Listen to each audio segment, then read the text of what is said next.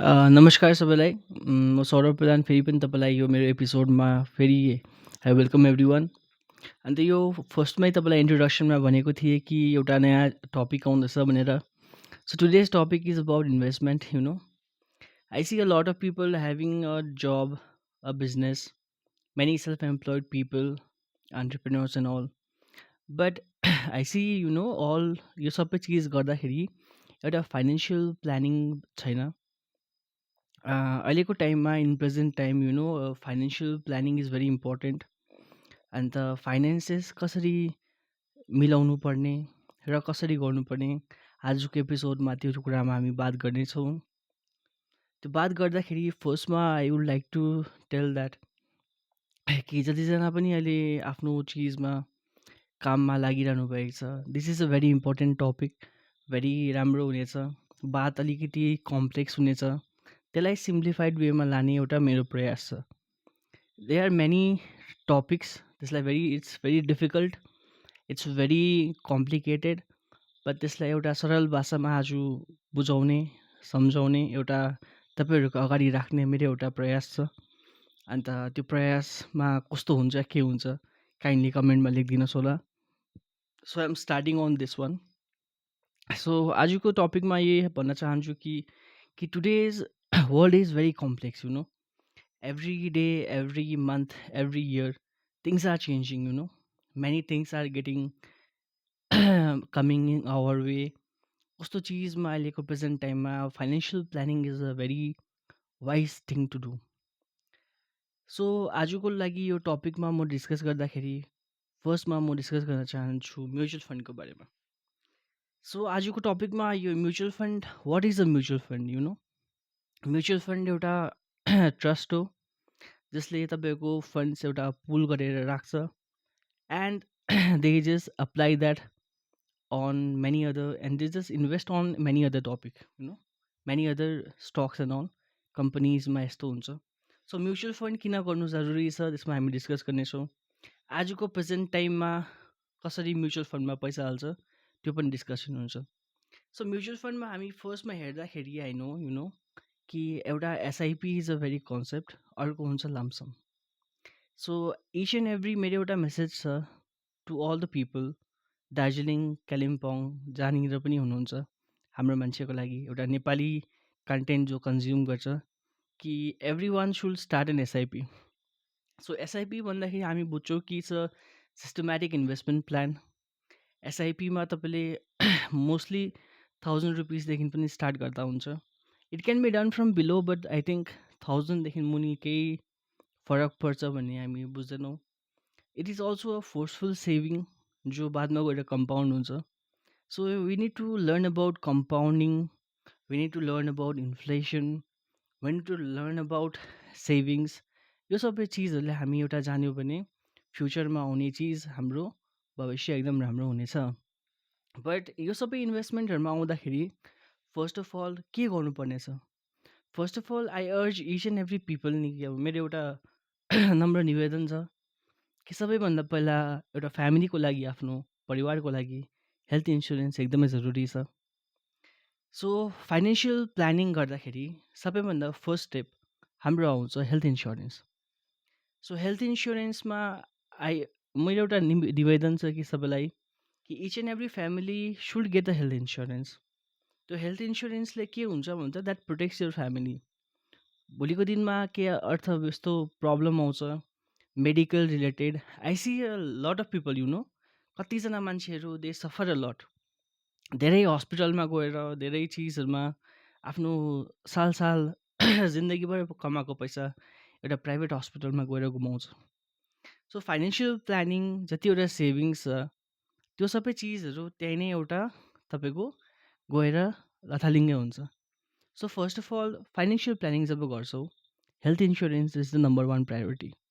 So everyone should do that. अन्त यो टपिकमा एउटा डिटेल डिस्कसन बादमा पनि म ल्याउनेछु। सेकेन्ड चिज हामी जब देख्छौँ पोस्ट हेल्थ इन्सुरेन्स, के चिज आउँछ भन्दाखेरि हामी लाइफ इन्सुरेन्स एउटा लिनुपर्छ। So what is a life insurance?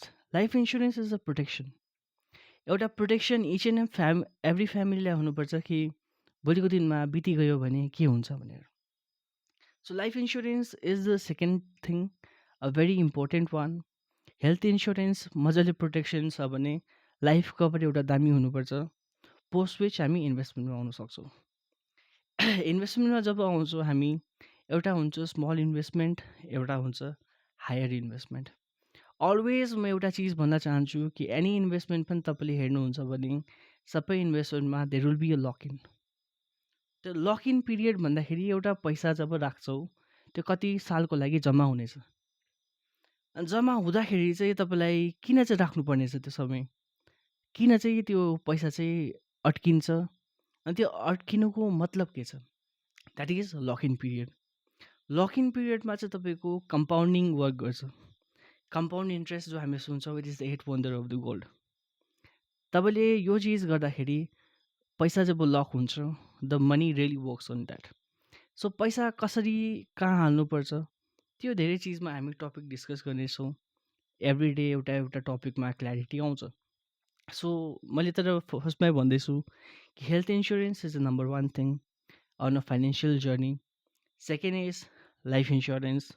Third investment तपाईँको आउँछ, थर्ड अपर्च्युनिटी आउँदाखेरि चाहिँ देन तपाईँको savings and investment. So every family should have a emergency fund.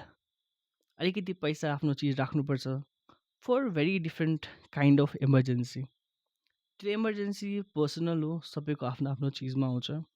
Because these are due to natural calamities या अरू धेरै कारणले गर्दा पनि आउँछ।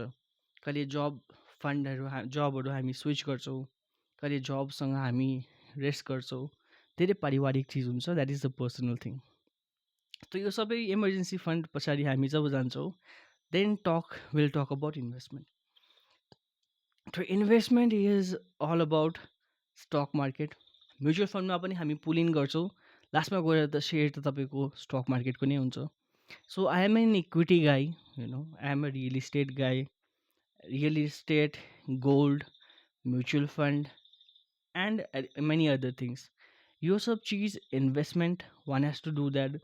बिकज सेभिङ्समा जो पैसा पर्छ त्यो सेभिङ्समा गएर बादमा गएर पैसा इट डजन्ट ग्रो।